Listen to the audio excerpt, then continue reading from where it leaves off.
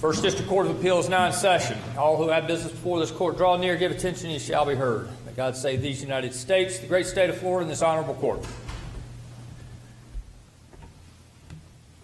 Thank you. Please be seated. We have one case on the docket today, Sierra Club et al. Versus Department of Environmental Protection. Is the appellant ready to proceed?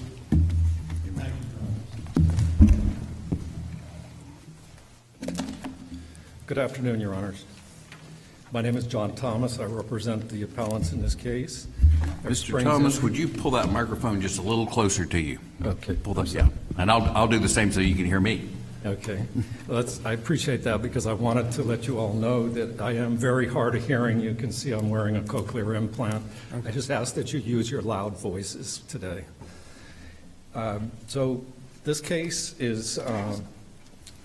was brought by environmental interest groups, individuals, and Springs interest groups with a substantial interest in the water resources of the outstanding Florida Springs. I asked for 5 minutes be reserved for rebuttal, please. Okay, that's fine. And I would, again, suggest pull the microphone a little closer. Yes, Your Honor. Pull the microphone. There you go. In this appeal, appellants seek reversal of orders of the DEP, Department of Environmental Protection, adopting Basin Management Action Plans, or BMAPs. These are plans for restoration of water quality in Florida's outstanding springs. In these proceedings, the appellants continue to seek independent interpretations of the applicable statutes. That's our primary interest. The appellants contend that the BMAPs do not comply with those statutes.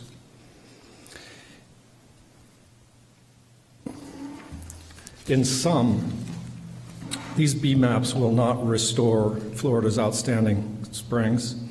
DEP did not construct a comprehensive plan for load reductions, including the projects and programs necessary to achieve the TMDL within the 20-year time frame. DEP did not allocate pollutant load among categories of non-point sources. DEP did not consider substantial future increased loading that will occur within the 20-year horizon of these plans. And DEP did not actually target achievement of the TMDL. As it turns out, what they targeted was reduction of the loading that existed in 2018. So we have this additional 20 years of loading that is ignored. So the issues, we have four Mr. Thomas, issues. I'm sorry. One of the issues in this case is how the new Article 5, Section 21 affects this administrative proceeding, right? Yes, it does. Okay, so certainly it's clear from reading the text of that amendment that our review is de novo. We don't defer to the agency's expertise anymore, so we look at it de novo. But I'm wondering how that applies to the hearing, the ALJ, and then how that applies to the agency itself.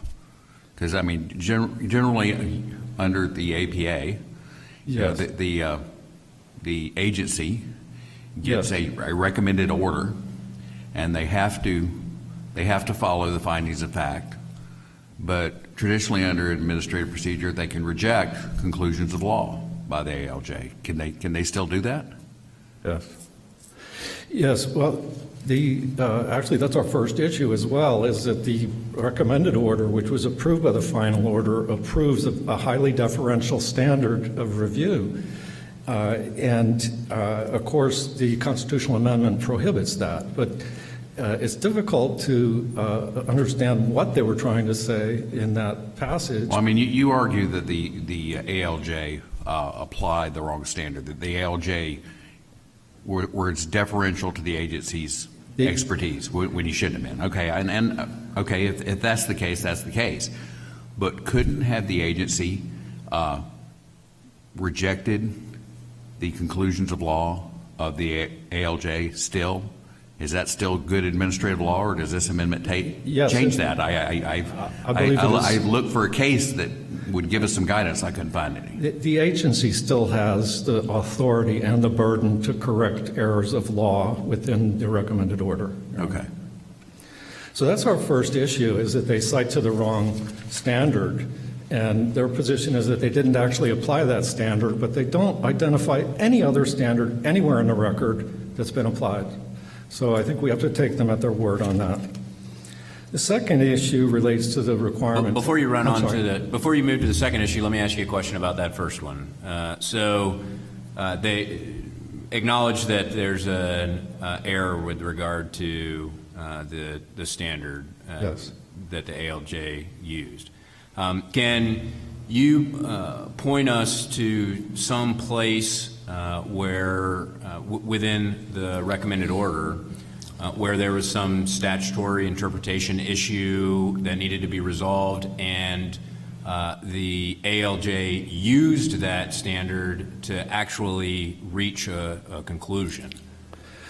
Your Honor, I understand that it's my burden to show the prejudice in that sort of situation where that standard has been misapplied.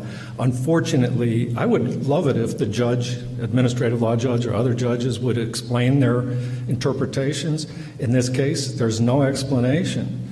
So we don't see the judge using the language of standard of review anywhere in the transcript of this proceeding. So it comes as a surprise, although there were interpretations that seem quite out of the ordinary, and they were accepted by the agency.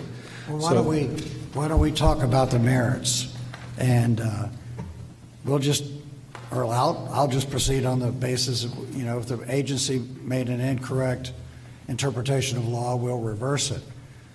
Let's go to the merits of this highly technical appeal. If you can, explain in somewhat plainer English than the statutes and the language require. I understand that these basin management action plans are developed. One of your primary issues on appeal regards initial allocation of pollutant loads. Yes. Why don't we talk about that first? Okay. Basically, when the Water Resources Act was created, that's 403067, it was expected that there would be TMDLs established and then there would be allocation of those TMDLs. It's a very upfront purpose of the statute that there would be allocations. So within 403067, section 6B requires that with the TMDL, some allocations would be included in the rule itself. And then in subsection 6C, it says that the TMDL and the allocations must be adopted by rule. So then you have the BMAPs come in under 403067. What we have was a confusion over this word initial and then these other words between or among. And what initial must mean is the first. I don't think it's a term of art at all. It's just the first. And the first had to be included with the rule. Allocations had to be included with the rule. And so when they say and they use the word initial allocations, it's pretty easy to see that that means the allocations that were included with the rule, in the rulemaking of the TMDL. So if that's your initial allocation, it is your first allocation, which is a very simple definition of initial as your first. It's the first allocation that was made. The language between or amongst point sources and non-point sources, that seems to assume that there might only be two allocations, but there might be three or more. So in those allocations, at least they should be between or amongst point sources and non-point sources. And that's actually exactly what we find in the TMDL rules, is that there are allocations that use the word allocate. There are allocations to point sources and to non-point sources requiring a percentage reduction of the loading from those sources in each case. So, for example, the point sources for one TMDL have to be reduced by 67%, and then there's another percentage assigned to the reduction of the non-point sources as well. So that's in the rule, those are the initial allocations. This language of between or among is just inartful explanation. There might be two or there might be more categories that are allocated within. The judge got off on, I don't know, a strange interpretation, and we don't totally understand it, but she found there were allocations, but then she said they weren't initial allocations, but they were the first allocations with the rule. And so they had to be the initial. Is it your argument that you had to have an objective numerical initial allocation, and that these action plans had to identify specific numerical reductions, which by my reading they do as goals within 20 years? But is it your argument that because there's not a fixed initial allocation properly done, you can never properly measure the 20-year timetable? Without allocations, there's no assignment of responsibilities, Your Honor. That's what this is really about. This is an accountability law. This is because this law regarding restoration of waters has been on the books since the 90s, but it's not been implemented. And finally, the Florida legislature said, look, with regard to Florida Springs, we need to get this done. And they acted in 2016. Right. So it's not just the language in 403-06, 6, and 7 that relates to making allocations. There's language in the Springs Act. And that Springs Act language is very specific, and it says that they must make allocations to the categories of non-point sources, and they list those categories. Is it your view that the department's argument is basically it's impossible to make those kind of measurements for non-point sources?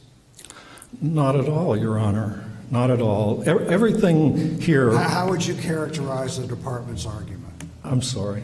How would you characterize the department's argument on this initial allocation issue?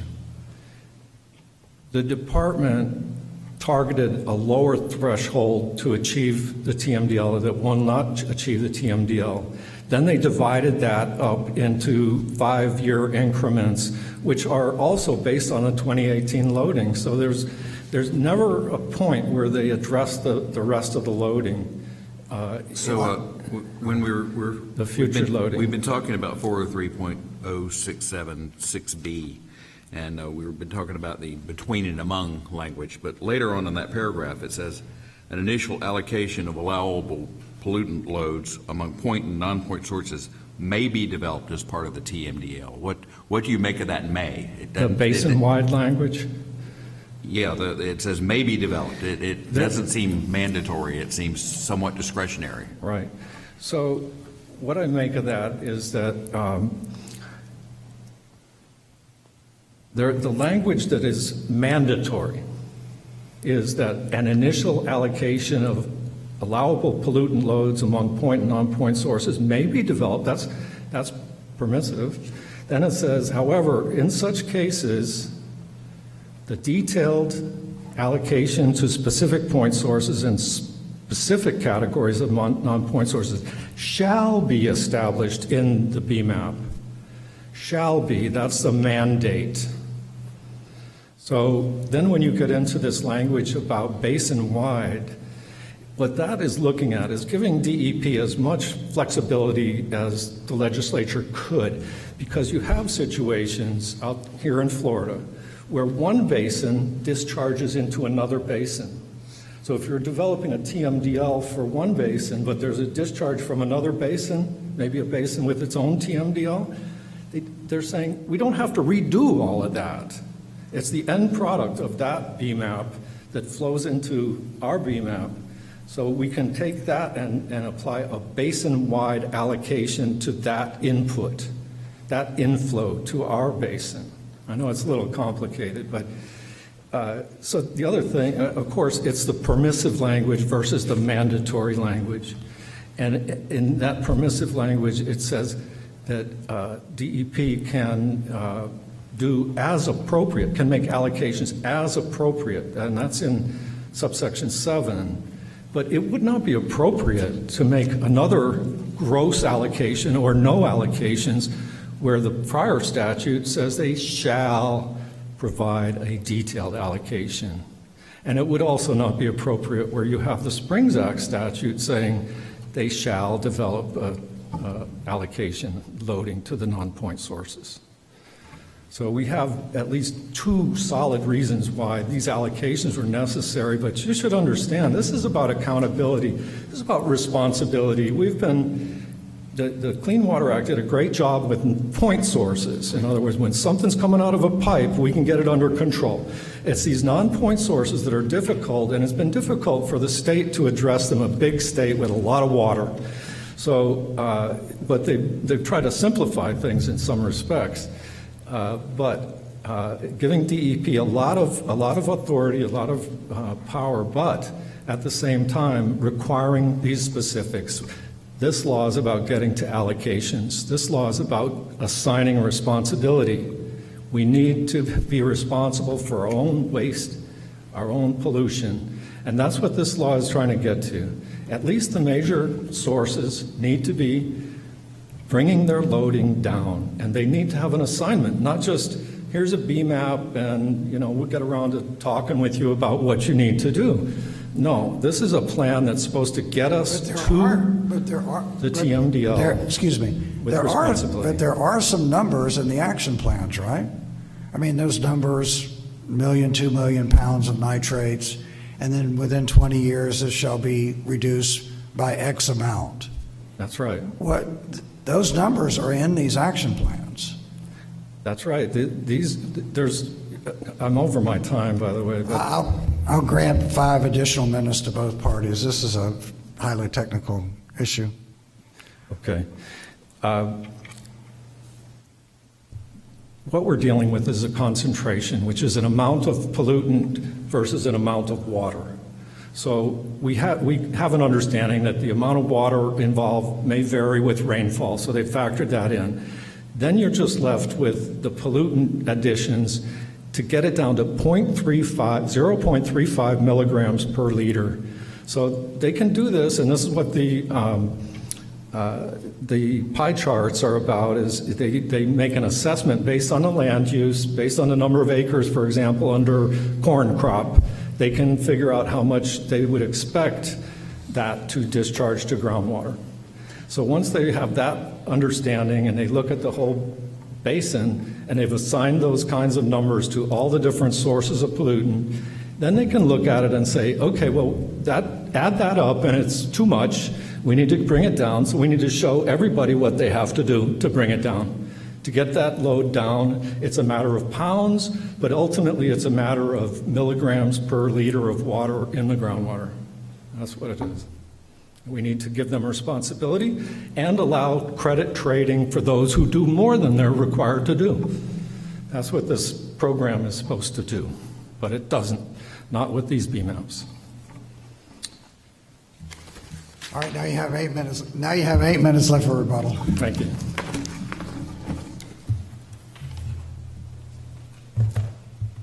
And you're not required to use your entire time. May it please the court, Jeffrey Brown for the Florida Department of Environmental Protection. If I may, and unless the court prefers otherwise, I'd like to begin with the question posed by Judge Roberts regarding the arguments on the constitutional amendment and the agency deference question. And I think a complete answer to that begins with the sequence of events that led us to this issue. Keeping in mind that whenever you're reviewing an agency final order, you have to consider which phase you're talking about. And I can represent the court, and as described in our statement of facts, we proceeded to an administrative hearing before an administrative law judge. The department never argued that the agency was entitled to deference in the interpretation of its statutes. If we were to present that issue and to argue that, we would have laid some foundation as to what the agency interpretation does. The record does not reflect that. In the proposed recommended order, the department did not argue that it was entitled to deference in interpretation of its statute. The ALJ did not follow that reasoning in the actual recommended order. And contrary to the earlier representations, the ALJ concluded a discussion of the standards that she followed in making her conclusions of law findings and findings of fact, which appears on page 7593 of the record in a section labeled Legal Standards. Now, again, Following the issuance of the recommended order, the parties presented exceptions and responses to those exceptions. Again, the department never argued in the deference rule. How this issue arose was in the final order, as is the practice in many agencies. You have an extensive discussion of the standards of review that would apply to the documents submitted by the administrative law judge. Within those standards, there were two sentences that the department has conceded are erroneous and that they misapplied the agency deference rule. And I think that Judge Roberts actually proposed an interesting argument that I did not make, that if you look at the plain language of the constitutional amendment, the amendment refers to what a court shall do or what an administrative law judge should do. I think an argument could be made that an agency, because it's not an ALJ and it's not a court, can be deferential. But that really is a moot question, because in this instance... Does it matter if it's a situation where the ALJ has final order authority or whether they're just doing a recommended order to the agency? Absolutely, Your Honor. I think there's no question that the administrative law judge with final order authority would be explicitly precluded from doing that. But in any case, well, there's a couple things going on. First, it's a moot issue because regardless of the department's conclusions of law, the issues are going to be subject to a de novo standard of review. So if we got it wrong, it doesn't matter if we had an erroneous description of what the standard of review is. The question is whether our statutory interpretation is correct or incorrect.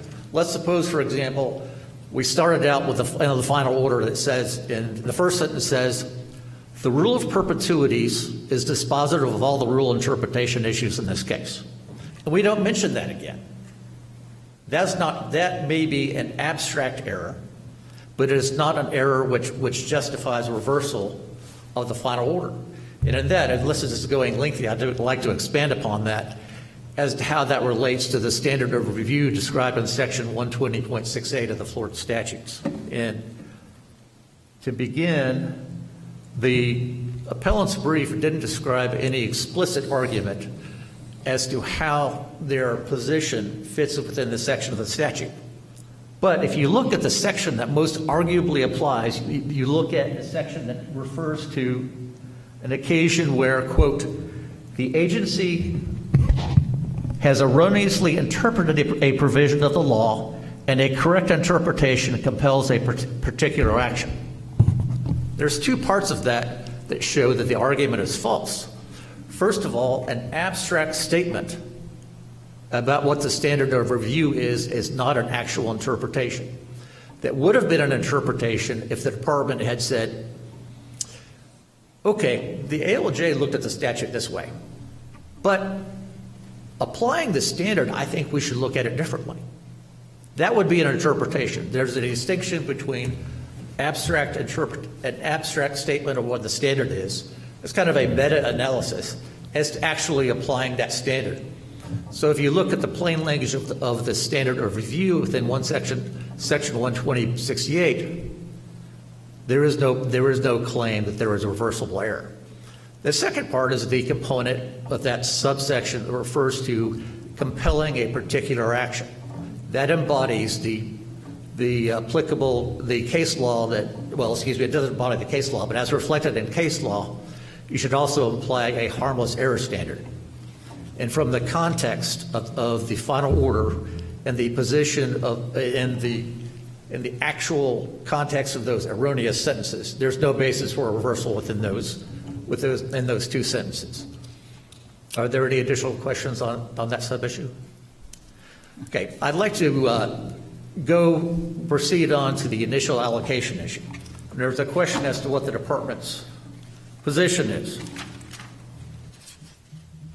And with most questions, in fact, virtually all questions in this case, we begin with the plain language of the statute, and I sketched out the statute on page 41 of the answer brief. And if you look at the structure of the sentences, you have three sentences that describe the forms of allocation that the department can make in preparing a total maximum daily load. There's option A, quote, "The allocations may establish the maximum amount of water pollutant that may be discharged or released into the water body or water body segment in combination with other discharges or releases, quote. May, option 1. We could have done that. The second option is option B. Allocations may also be made to individual basins and sources or as a whole to all basins and sources or categories of sources of inflow to water body or water body segments. It's option B. Again, may, an alternative option. And then there's a final option, section C, which describes an initial allocation. It says an initial allocation of allowable pollutant loads among point sources and non-point sources may be developed as part of the total maximum daily load. Then you have the next sentence that goes on to say, however, in such cases, the detailed allocation to specific point sources and specific categories of non-point sources shall be established in the Basin Management Action Plan pursuant to subsection 7. Now, there's been no explicit argument that the final sentence was intended to modify option A or B. If that were the case, the last antecedent rule of statutory interpretation would tend to militate against that. Which one of those three is your position that you've selected and used? In order to answer that question completely, I'd have to go beyond the conclusions of the law and the findings in the lower order. The ALJ did not make a specific argument as to which category those allocations fell under.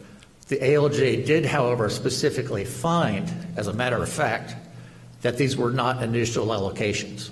So because there was no challenge to the validity of the rule, you would have to conclude that the allocations were either under Category A or Category B.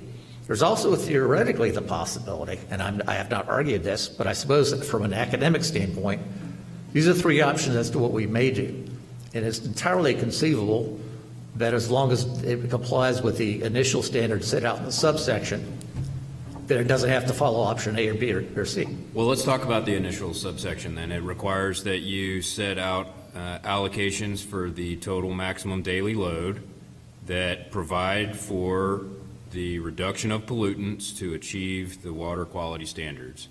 And can you tell us in what way, with some maybe sort of simplify it a little bit and clarify for us how you believe you've met that?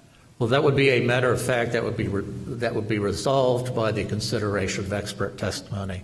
Both parties were provided the opportunity to present evidence on that point, and the ALJ made the ultimate finding that we complied with that general standard. So there's no allegation either in the lower proceedings or in the brief that competent substantial evidence does not support that finding. So because there's no issue as to whether CSE supports that, I would submit that would not be a basis for reversal. Backing up a little bit on a completely unrelated point, there's been argument about the word allocate, which is a root verb, which means you have to consider not only the dictionary definition, but also the object that the verb applies to. And keep in mind that when the legislature used the term allocate, one of the objects they referred to was not just sources or point sources, but to inanimate objects such as regions. For example, in the first option, the legislature said refer to a potential object as a water body or a water body segment. Now, that means that doesn't necessarily mean that you have to make an explicit allocation to categories of anthropogenic sources, but it means from a conceptual standpoint, the allocation can be made on a geographic basis. Backing up a little bit from the text of the statute, I think it's also important to consider the interplay between Chapter 403 and Chapter 373 and the statutes that are at issue in this case. The 403 statute applies to all water bodies for which water quality standards apply. Surface waters, wetlands, bayous, whatever. The 373 statute, when the Florida Spring and Aquifer Protection Act, specifically addresses outstanding Florida springs that are impaired. Keep in mind that there are a lot of different practical considerations in the establishment of a TMDL for a spring as opposed to a surface water. And keep in mind that when the legislature addressed the requirements for an allocation within the 373 statute, the legislature said only that we had to make an estimated allocation as to certain sources or categories of sources. There is an explicit finding within the recommended order that we complied with that standard. From a technical standpoint, I should also explain that establishing a TMDL for a surface water has different technical aspects that make it a more difficult process. If you have a river like the St. Johns River, and you know that a point source is discharging in that river, you can conduct a study and make a fairly relatively simple calculation of what loads are going into it. But as in the case of a spring, it's necessary for scientists to make a more complex determination of what's going on, because the sources and fate of transport of what's going on at the surface may not be as readily detected as to what's going on within a spring. You know, for example, if you consider the Wakulla Spring Basin, you have a lot of inputs from everything from septic tanks to other anthropogenic sources, and it's very difficult and may not be a worthy exercise to get down to the nth level of detail of analyzing where those allocations come from. That being the case, are there any additional questions on the allocation issue? Well, I'm trying to get a good picture of the argument here. And it seems to me from reading the statutes and reading the briefs, what you have here is the legislature essentially created, at least in your view, an aspirational program. Did not include any permitting requirements, did not include any enforcement authority. It simply said, try to measure the pollutants that are going into these springs, give that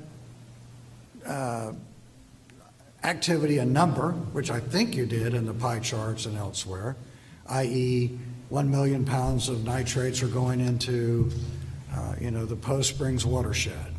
And in 20 years, to get it down to the 35 milligrams per liter, I think, we need to cut that number in half. We're not sure how we're going to be able to do that. Do it through best management practices in agriculture, do it through replacing septic tanks with wastewater treatment plants, or better septic tanks. And the appellant's argument seems to be, you have to do more than that. You have to identify the specific pounds of pollutants, the specific discharge, and then you have to identify a specific plan to reduce that number. Am I missing something with that description?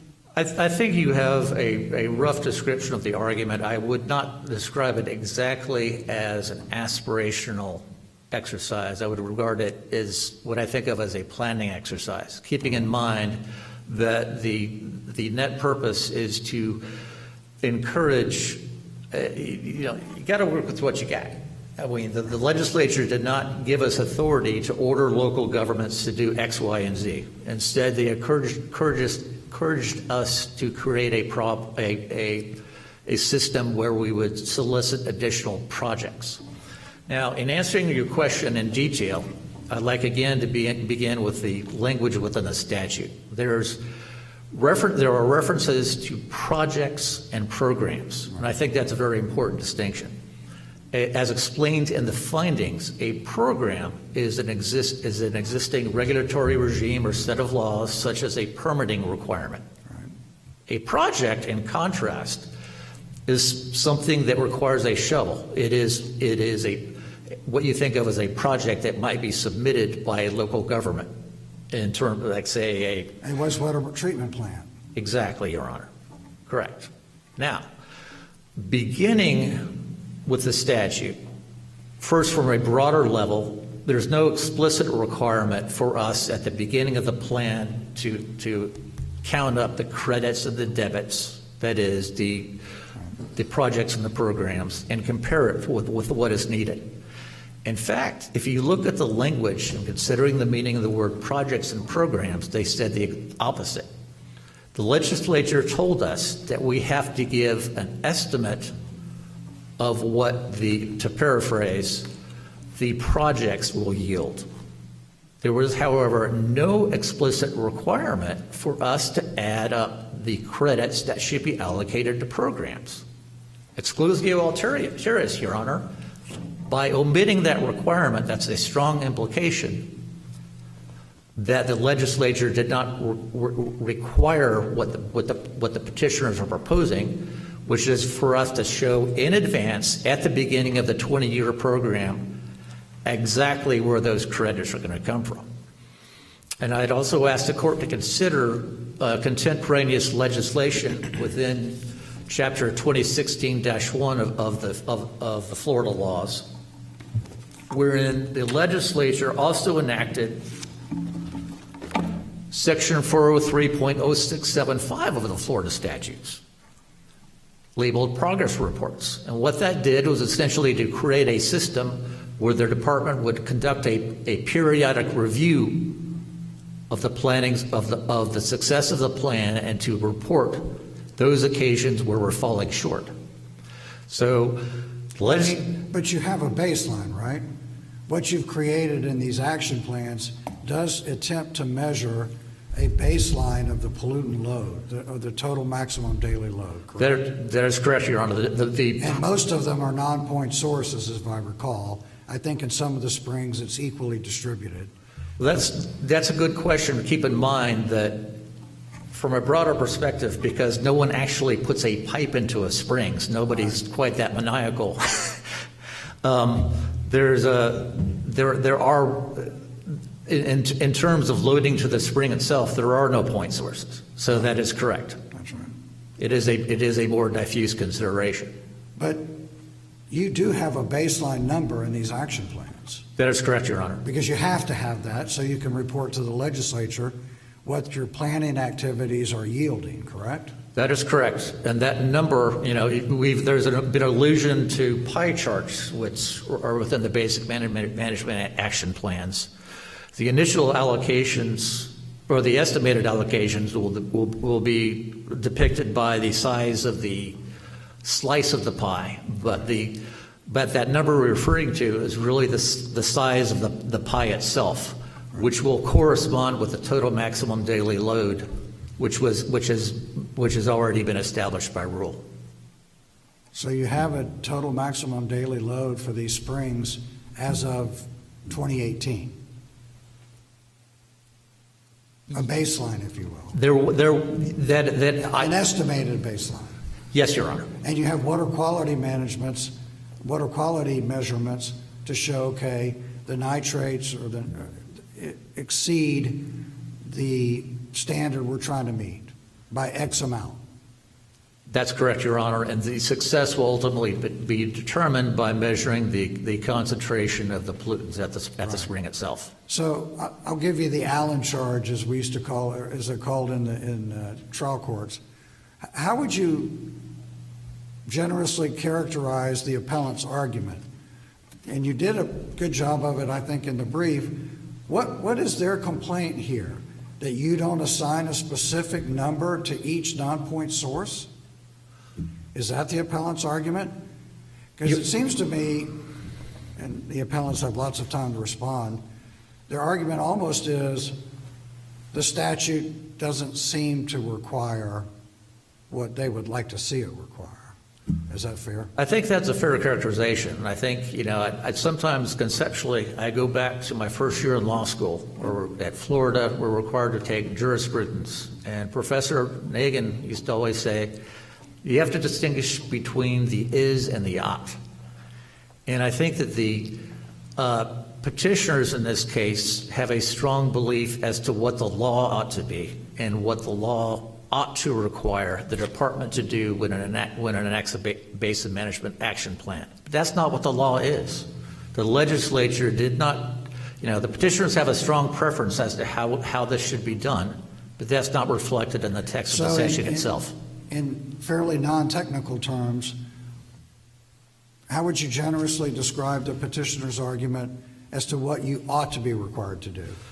Well, this is how I look at it. I try to imagine myself what would happen if I were in private practice.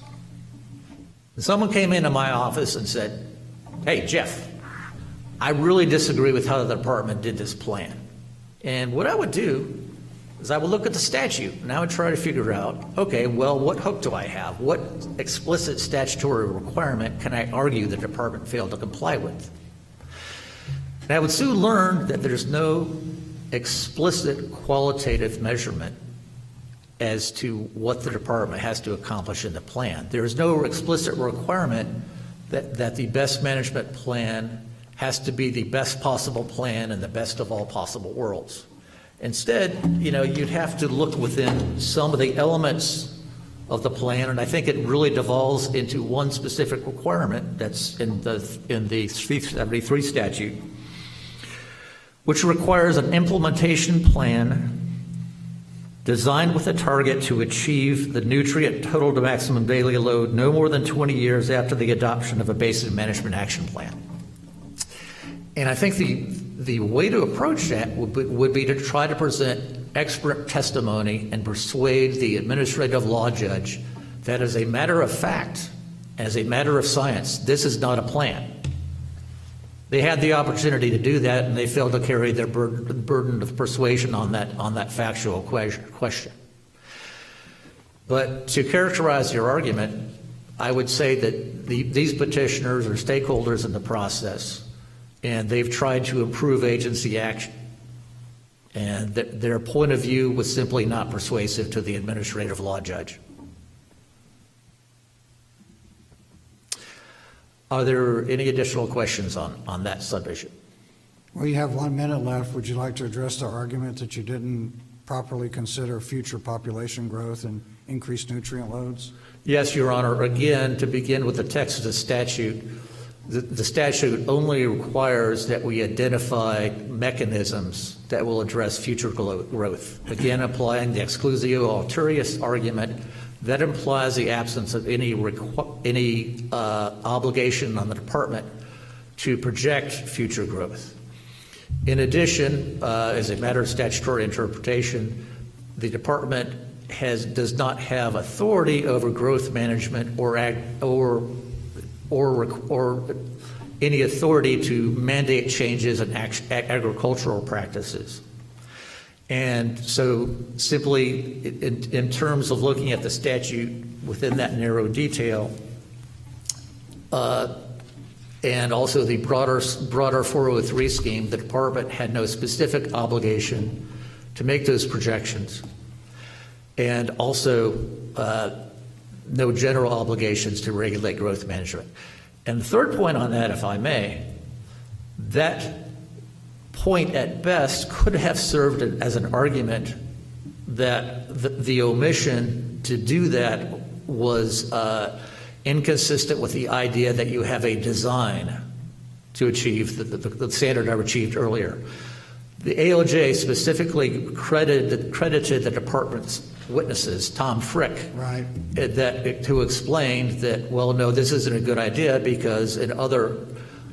In Tampa Bay, you didn't do it, and you reached your goals. That's correct, Your Honor.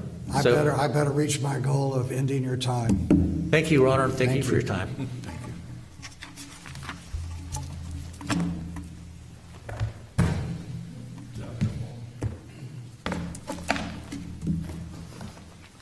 Pardon me. Well, apparently this deferential standard is really hard to kill. I think we've seen it. We've seen counsel presenting their interpretations and disparaging ours. Well, we certainly understand what standard. We've seen it. We certainly understand what standard we have to apply here, so I think that it'll be taken care of at least at this level. I'm hoping.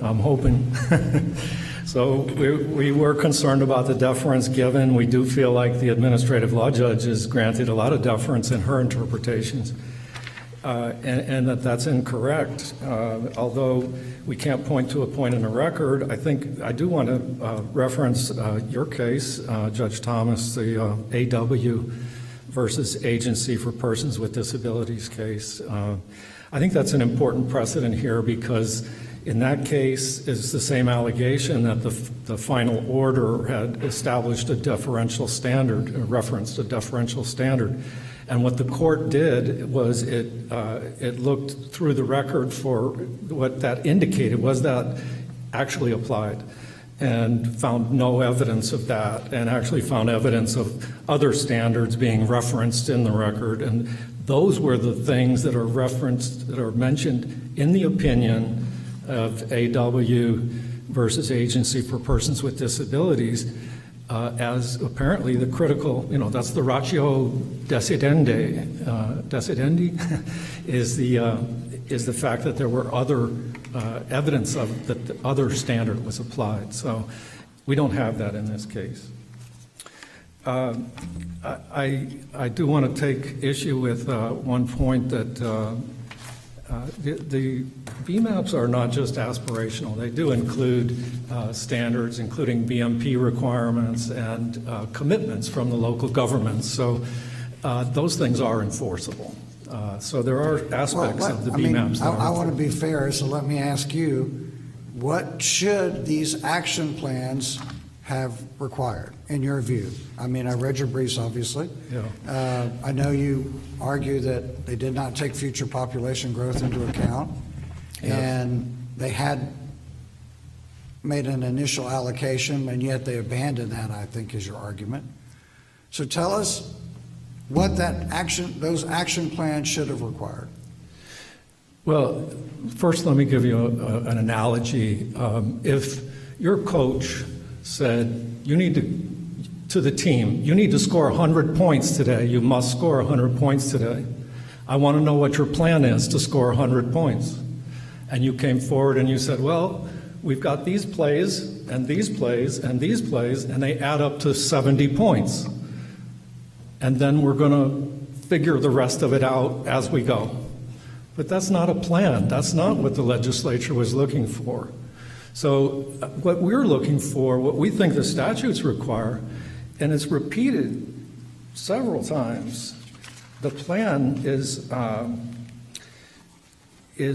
to achieve the TMDL, not to achieve something less than the TMDL. So to achieve the TMDL, they've identified what the TMDL is, 0.35 milligrams per liter. They know what the existing loading is. They've estimated it with the NSILT tool. That's nitrogen source inventory loading tool. It's an inventory of existing land uses and their contribution of nitrate to the groundwater. So we appreciate that. That's an appropriate step. But then, of course, the plan, it's a plan to achieve the TMDL. So they've identified how far down you need to bring those loads in order to achieve the TMDL. And then they identify their strategies, and they add up to, for the silver and rainbow, the upper range of credits for silver is 691,719 pounds per year, but they need reductions of 930,000 pounds per year. The upper range for credits for Rainbow Springs Group and Rainbow River BMAP is 508,644 pounds a year, compared to needed reductions in the amount of 1,783,607 pounds per year. So they're in the 1/3 to 50% and sometimes more. So, and in fact, in at least one BMAP, they appear to have enough credits, but they're very far short. They're very far short for most of these BMAPs. So what we think the What do BMAP... you think the statute authorizes them to do differently in those plans where they fall short? Do more planning? Do more negotiating with local governments? What exactly does that statute require the department to do? The statute requires them to develop BMAPs that will achieve the TMDL. That's what the language is in 403.067 and 373.807. So what we expect is that you could see in the plan, that we could see, our scientists could see in the plan that it has the potential to achieve the TMDL. I mean, it's all rough. We understand that. And we're not looking for perfection. We never said that, and that's something the judge said, and that's something that was repeated here. We're not looking for perfection. Everything in this case is estimates. We want to see estimates that show us, hey, it might happen, it could happen. Instead, we see, 30 to 50, maybe 70% in some cases could happen. But what we're seeing is achievement cannot happen with these BMAPs. That's what we see. And although they contend that the only requirement regarding future additional loading from new sources of loading, that the only thing they had to do is identify the mechanisms to address that. But those are the same mechanisms that have left us with the problem that we have. And in fact, when you plan to reach a target in 20 years, you have to consider everything happening in those 20 years, at least those things that you can know. And we have Bieber and projections of population growth, and we have state projections of irrigation demand growth, and we have testimony that irrigation demand growth means fertilizer application growth. So we know, we gave them estimates for those future growth of loading. They ignored it. How do you plan to reach a target, a moving target, in 20 years if you don't understand that it's moving, and you don't even know that it's moving to the tune of 30% population growth in some areas? Really large growth in fertilizer use. So they're ignoring the 2018 loading and reducing the 2018 loading by the amount in 2018 that was needed to be reduced. But in 2038 or 2040, when these plans are coming to their fruition, all that loading's going to be there. When are they going to change their target to achieve the TMDL? When are they going to change their 5, 10, and 15-year milestones? Those milestones are incorrect today. They're not even estimates of loading today. They're estimates from 2018 and the reductions from 2018. So when we get to 2038 or 2040, what we're really most fearful of is we get to year 15 and we're looking at the same exact problem. And that is what happened for the beginning of the BMAP.